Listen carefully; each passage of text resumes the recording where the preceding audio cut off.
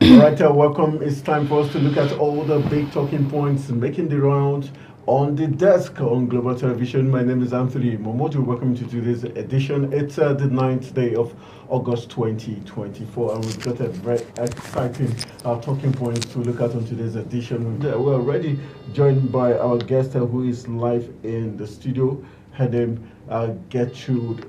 She is an author and a public affairs analyst. Will be helping us look at all the very exciting talking points. Adabugo Gertrude is right here in the studio. Ada, nice to have you in the studio. Last week you didn't show up because I thought you were one of the protesters. Apparently, you didn't even come out to protest. We are all protesting from different angles. We mustn't all be in the field. All right. Yes. You're playing safe, right? All right. The Trade Union Congress of Nigeria, TUC, has urged the federal government to hold accountable those responsible. We're told that the DSS did raid the Secretariat of the Nigerian Labour Congress, forced the security guards there to hand over the keys of the second floor to them, and they went in, ransacked offices, broke in, stole, according to the NLC, stole books and publications. But the DSS has come out to deny doing that, breaking into the NLC's office. Meanwhile, the Trade Union Congress is now calling on the federal government to hold those responsible. What do you think is playing out here? The DSS denying they did it, and the federal government technically just mute for now. If DSS is denying it, then who did it? That's the big question. That's the big question to ask. Because when you want to even do, it's supposed to be an official assignment. Yes, you go with search warrant. But, it's now called being break-in. Probably forcefully.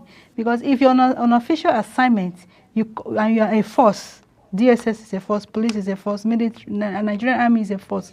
You are, as a citizen, you are supposed to let them have their way. If you officially assigned to do maybe some search, you come with your search warrant. But what will now amount to forceful entrance, that is called invasion, that is you break in. It shows that something was wrong somewhere. Either there was no proper consultation. Because in as much as you're coming to do a search warrant, it's not supposed to be to do a search in my abode or in my premises. It's not supposed to be like a forceful something. It's supposed to be even with an agreement, with a welcome. We welcome you to do what you want to do. That is how it's supposed to be. You extend invitation or the notification, then you are allowed in. Otherwise, it is break-in. Okay, let's look at what has happened. Do you expect some legal actions on the part of the NLC against the security agencies? And for the fact that the DSS is already denying that, do you think this is where the federal government should step in to, as a matter of urgency, make the leadership of the Nigerian police, the DSS, come out in plain colors to either admit or not to admit? Because the NTU, that's Nigerian Trade Union, is already taking the case up on behalf of the Nigerian Labour Congress. Because the NTU is ahead, is above. Yes. So if it's taking it up, unions. Yes, it covers all the unions under trade and business. If the NTU is already taking it up that way, it shows that yes, he's about to take the legal process, the procedure, bringing it to the open for government to now investigate and know who is actually behind it and probably sanction them properly. It is taking a legal step already. Maybe when the federal government will not now do what it's supposed to do, they can go ahead.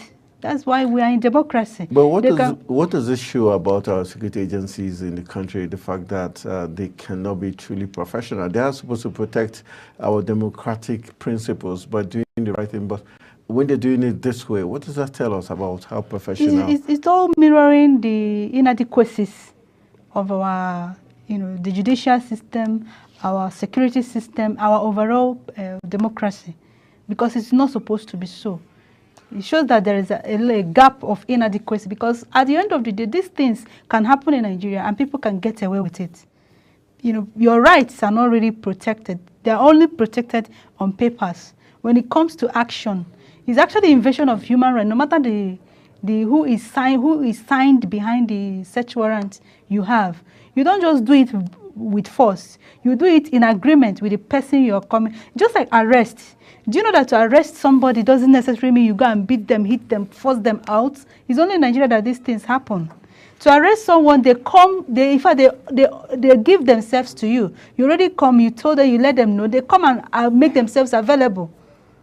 So this is not even like you want to go and arrest or apprehend criminals. You want to maybe go and search, you're on duty to do. And you're using, it's so unprofessional. It's so unprofessional. All right.